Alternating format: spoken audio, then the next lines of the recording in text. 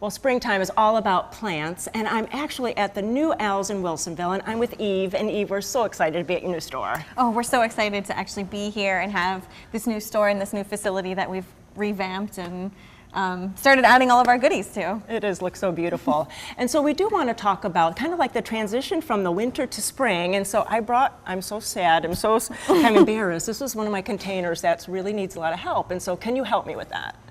I can, okay. But it will actually take a little bit more work to rejuvenate and revitalize this. What I would do is actually kind of start over a little bit. Right, sure. You've got a great little heuchera in here, and what I would do with this guy, since he is a perennial, is I would take him and find a good place in your garden for him, and place him there. And then these little violas and things, I would just kind of let them go. Okay, compost. Yeah, compost, absolutely, compost. They're cute, but they're leggy and they're gonna take a while to come back. What I would do though is start fresh. And when you do that, you get that instant gratification. You get to see all the color and the brightness for spring, and it just makes you happy right away. It sure does. And so, really at Al's, you have all of these great people to do that, and great plants to do that for us. Well, I'm glad I came. Yeah. So we're going to start with a container, and you have a lovely selection of containers. Is there some kind of some tip about choosing a container? Nope, not really.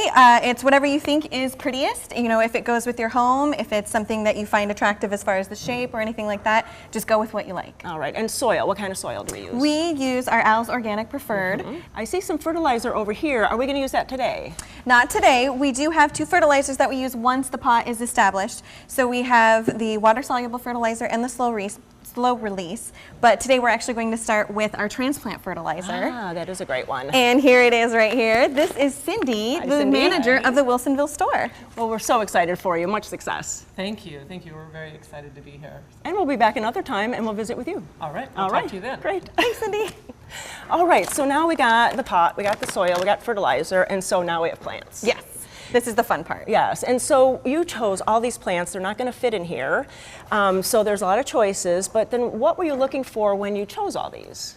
The first thing I was actually trying to do was consider where I was going to put this container. Was I going to put it in the sun? Was I going to put it in the shade? This is for the sun. All of these guys love the sun and they will do well in the sun. So I made sure that I picked sun-loving plants, and then I kind of stuck with a little bit of a color palette. You see that there's yellows here and there's some reds, and we've got a little bit of chartreuse going on, so that they kind of all stick together. All right, and so are you going to have this seen from all the way around or just one-sided? Just one-sided. It's going to go up against a house, so we'll put the tall in the back, and then we'll work our way down to trailing. So since we're starting in the back, I see a couple options. So we do have a few. You want to put the tallest in the back, and this is the forsythia. This just screams spring. It's the first thing that everyone sees along the roadsides and everything, so I love the color that's already in here. That is nice. But you also have this conifer. I do, yes. So this is spring, and it's going to lose its flowers and some of its interest, so you can always swap it out if you'd rather have something that lasts a little longer in here, and this conifer will be evergreen for you. Very good. And so then you want to leave that But I like in, the forsythia. Okay. It does scream Yes. spring. And then this is a beautiful one. I love those colors. Yes, this is an erysimum, and it's gorgeous, going from purple all the way to the kind of orangey coral colors, and it smells so good. Very nice. We're going to put pretty. him right about here. Right.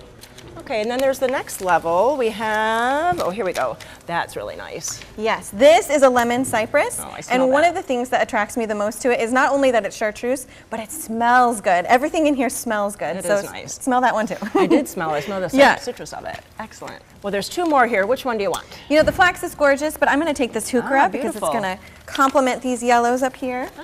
And you know, we have to talk about the grand opening festivities. So what's going on? Oh, there's so much going on. Actually, right now we are open for business, but the big day is on March 23rd, and at 10 a.m. we'll have a full ribbon cutting. We'll have giveaways. We'll have a coffee cart out here to keep you warm if it happens to be a little drizzly, and we'll also have some barbecue happening in the afternoon.